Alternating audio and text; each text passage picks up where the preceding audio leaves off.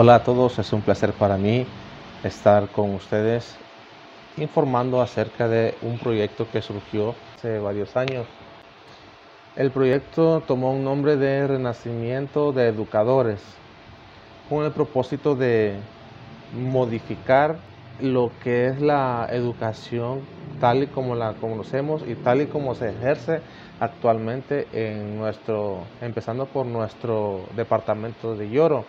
Me he tomado el tiempo de hacer varias observaciones, leyendo diferentes investigaciones educativas, varios libros de educación, de psicología infantil, de conducta humana.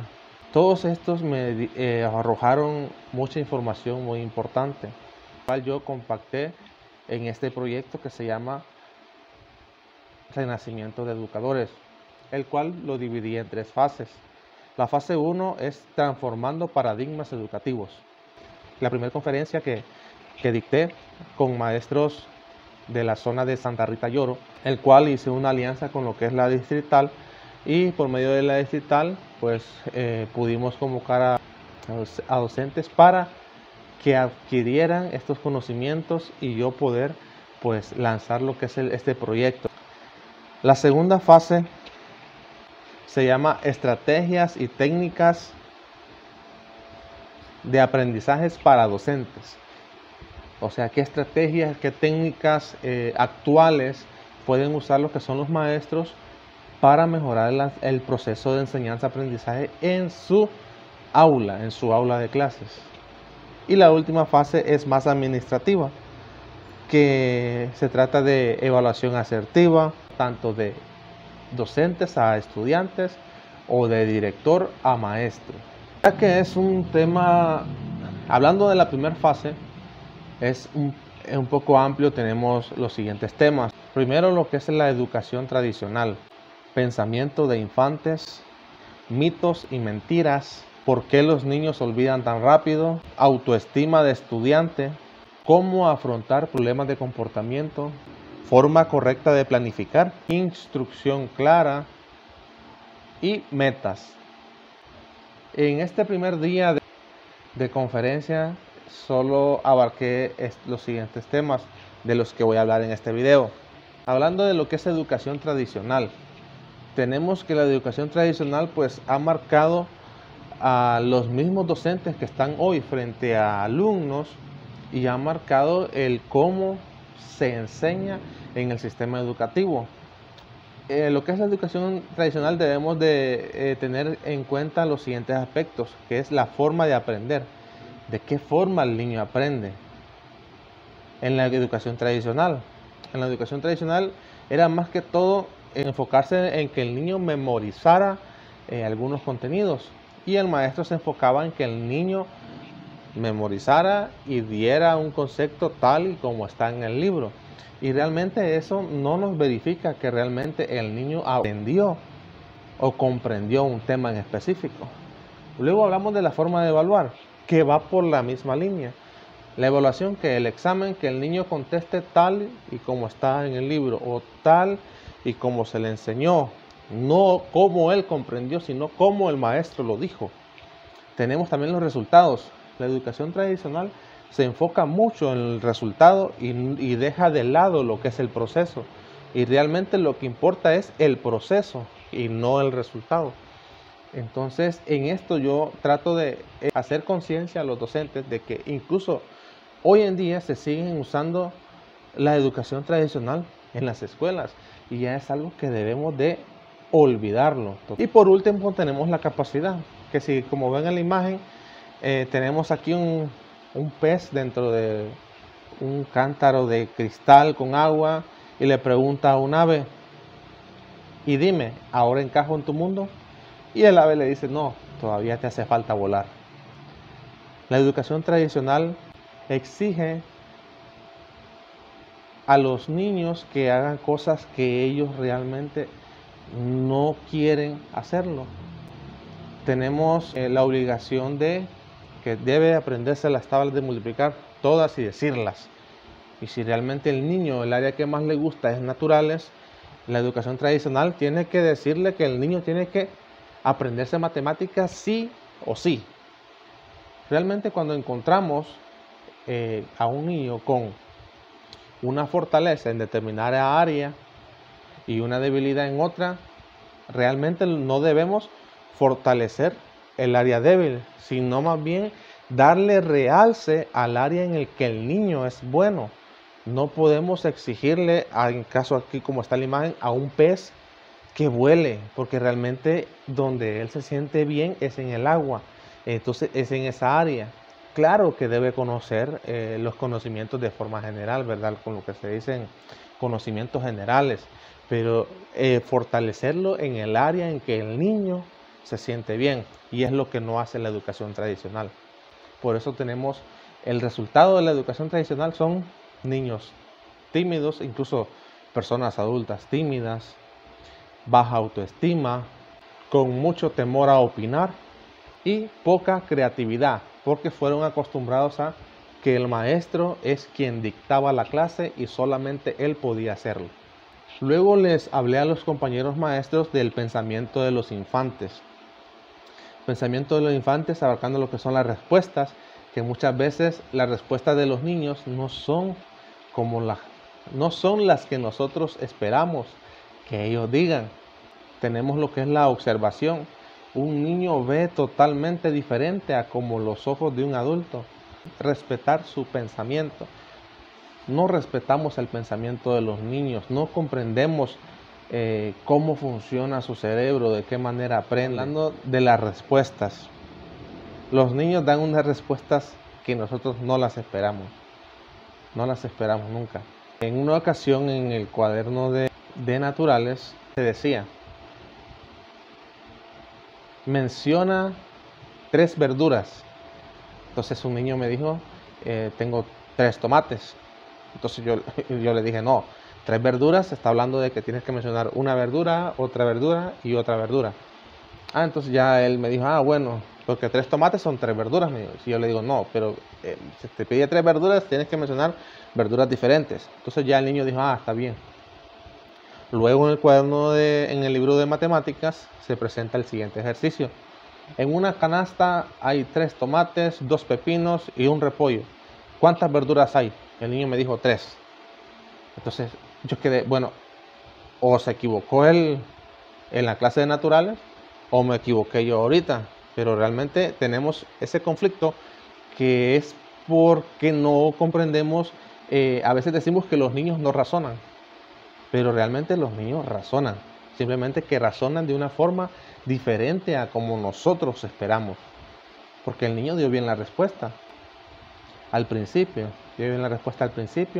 pero nosotros no la comprendimos desde el punto de vista de ellos. Entonces esto nos llama a la empatía, a ponernos en los zapatos del niño para ver cómo él ve el tema, para ver cómo él ve el proceso, para entender un poco cómo él comprende lo que es el tema en sí. Respetar su pensamiento. Muchas veces las ideas de los niños nosotros decimos, no, espera, esto es así, así, así. Tal vez ellos tienen ideas, levantan la mano y a medida nosotros les decimos, espera, escúchame. No le damos la oportunidad de él expresar su pensamiento. Debemos escuchar a los niños. Nosotros nos enfocamos tanto en lo que tenemos planificado, en lo que está en el libro de texto, para darlo. Y que nos enfocamos tanto en eso que nos olvidamos de escucharlos a ellos. Y todas las respuestas de los libros, todo el contenido está en ellos. Nosotros debemos sacarlo de ahí, porque ahí está. Simplemente es que no damos la oportunidad de que eso suceda. El siguiente tema que estuve hablando con los docentes es lo que son mitos y mentiras. Mitos y mentiras de la educación tradicional, de lo que hemos visto antes, qué cosas funcionan y qué cosas no funcionan. Uno son las técnicas. Una de las técnicas principales es que el niño debe decir las cosas textualmente. Realmente no debemos enfocarnos en que los niños nos digan las cosas textualmente. Hay que decirles, ¿tú qué comprendes de eso? ¿O tú qué entendiste? Porque si nosotros exigimos que ellos digan las cosas textualmente, Solo estamos reforzando lo que es la memorización. Y memorizar no es sinónimo de comprender o aprender. Luego hablamos de lo que son conceptos de aprendizaje.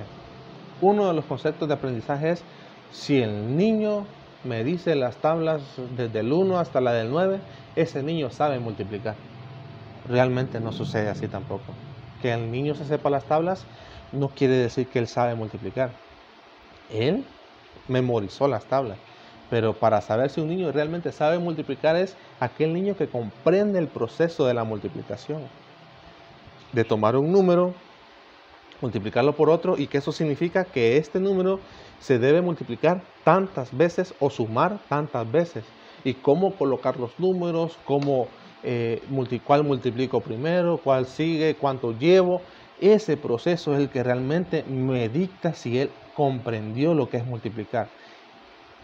Y muchos maestros, incluso actualmente, estamos que me diga las tablas, que me diga las tablas, que me diga las tablas, y eso realmente no lo determina si él aprendió o no. Hablamos de importancia de la evaluación. ¿Qué importancia le damos a la evaluación a veces? Decimos que si un niño saca 30 de 30 en un examen, ese niño sí aprendió durante el parcial. Y realmente una nota no nos determina si el niño comprendió o no comprendió. Hay muchos niños que a la hora del examen se ponen nerviosos y realmente no contestaron nada, pero en la clase participaron, pasaron a la pizarra, lo resolvieron, pero en el examen salieron mal. Entonces no enfoquemos tanto de que si él sacó todos los puntos en el examen es un buen estudiante, porque realmente pudo ser que memorizó, que le copió a un compañero. Entonces hay muchas cosas. Entonces nuestro concepto de aprendizaje debe ser dentro del aula, no en el examen, sino notar nosotros qué niño sí participa, qué niño sí da conceptos, qué niño pasa la pizarra y lo hace bien. Eso nos determina si el niño comprendió o no comprendió, no una nota de examen. Inteligencia. ¿Qué es inteligencia para nosotros? Para algunos volvemos a lo mismo, que el niño sabe todas las tablas, que el niño sabe todos los conceptos. Hay niños que le pueden decir 10 conceptos tal y como está en el texto, pero si usted le pregunta, ¿qué entendió de este concepto? Nada. Y hay niños que usted le pregunta, ¿para usted qué es tal cosa? Y el niño empieza a hablar, yo creo que es esto, es esto, es esto, es esto, es esto. Entonces si los preguntamos, ¿quién es más inteligente? Algunos dirán que el que memorizó textualmente, pero realmente es aquel que tiene el pensamiento, que sabe decir, para mí es esto, esto, esto y esto, con sus palabras, no con las palabras del libro. Luego hablamos de identificar los factores que influyen para que un aprendizaje no perdure o para que un aprendizaje no sea olvidado. Punto que tocamos es la falta de interés o relevancia. Cuando un niño no está interesado o para él no es relevante o importante un tema, él no le va a prestar atención.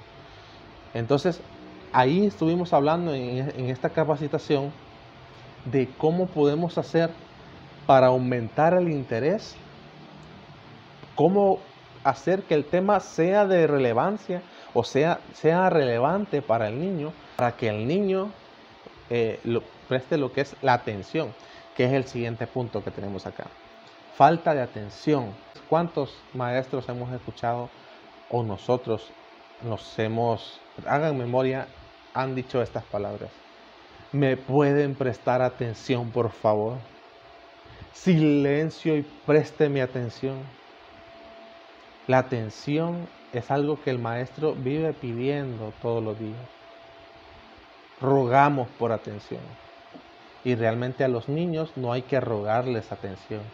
Esa atención hay que robársela. Entonces a los maestros estuve comentando algunos ejemplos de cómo robar esa atención de los niños. ¿Qué podemos hacer? ¿Qué podemos hacer para que el niño, porque la atención, que el niño preste atención por lo menos son unos 3 minutos que le va a prestar atención y luego ya le habló el compañero, ya se distrajo un poco. Entonces ahí estuve hablando de qué cosas hacer para que esa atención vuelva y aprovechar otros 3 minutos y luego avanzar con un trabajito y luego volver a tomar esa atención para que el proceso de enseñanza-aprendizaje sea efectivo. Luego, en la forma que se presenta, si tenemos maestros apagados, que hablan callado o hablan muy bajito, ánimo, el maestro debe hablar con ánimo. Si el niño nota que el maestro está sin ganas, que ni para el maestro, digamos, el tema es importante, entonces el niño percibe eso. Y si nosotros transmitimos eso a los niños, ellos no van a querer aprender. Entonces también influye la manera en que nosotros presentamos el tema, con los ánimos que nosotros lleguemos a ese momento. Luego hablamos de que ese aprendizaje no puede perdurar, también puede ser por algo neuronal, de algunos trastornos, ya puede ser por déficit de atención, por hiperactividad, dislalia, dislexia, discalculia, niños que estén en el espectro. Entonces ya eso ya es algo neuronal, no podemos exigirle tanto si el niño ya tiene algún diagnóstico de este tipo. Recuerden que estos diagnósticos solo se pueden hacer de 8 a 9 años en adelante. No podemos decirle a un niño de 7 años, es que el niño es hiperactivo. No podemos diagnosticarlo, y recuerden que también debe hacerlo un psicólogo que por medio de una evaluación diagnostica al niño. Y por último, que la falta de atención puede ser por algo físico. Algo físico puede ser niños con problemas de vista que no distinguen bien o ven borroso, y nosotros decimos él no copió porque no quiso. Tal vez el niño es que no miraba bien la pizarra y nosotros no lo percibimos, no nos dimos cuenta. O niños con problemas auditivos, porque puede ser parcial o total. Si es parcial, hay niños que nosotros les hablamos y decimos ese niño es malcriado porque no me voltea a ver o no me hace caso, y realmente puede ser por algo físico, de que él no escucha muy claro o hay que hablarle de cerca. Al final de ese día llegamos a la siguiente conclusión, hablando de lo que es la educación tradicional, que tenemos que deconstruir todos aquellos paradigmas que han sido marcados estrictamente en esa educación y tomar solo aquellas cosas buenas que aún se pueden rescatar, y todo lo demás desecharlo totalmente. Luego, con el pensamiento de los infantes, que cada maestro adapte su forma de pensar al pensamiento de los niños, bajarnos un poco de nivel para estar comprendiendo más cómo funciona su cerebro, cómo ellos aprenden, y nosotros poder trabajar con ese pensamiento. Luego, hablando de mitos y mentiras, que debemos desechar todas esas mitos, esas mentiras que nos han marcado totalmente, como diciendo de que si un niño saca un promedio de 100 es un buen estudiante, y realmente eso no determina si lo es. Una nota no determina si el niño comprendió todos los temas. Entonces esos mitos hay que irlos desechando. Y luego de por qué los niños olvidan, recordemos que ellos olvidan porque no prestaron suficiente atención y eso no fue relevante para ellos. Entonces, ¿cómo podemos hacer para esa atención? Que no sigan pidiendo más la atención a los niños. La atención de ellos hay que robársela. Robémosles la atención de los niños. ¿Cómo? Usando nuevas técnicas de aprendizaje, usando refuerzos positivos, presentando los temas diferentes. Si presentamos un tema igual que en la pizarra escriban, el niño se aburre y no hay atención. Entonces, todo depende de cómo presentemos nosotros, con la actitud que el maestro tenga para presentar ese tema. El siguiente sábado estaré con los maestros de Santa Rita, dándole continuidad a esta fase 1 con los siguientes temas, y estaré subiendo más material educativo aquí en este canal. Así que puedo decirles que si me ayudan dándole me gusta a este video, suscríbanse y compártanlo con algún compañero. Bye, muchas gracias.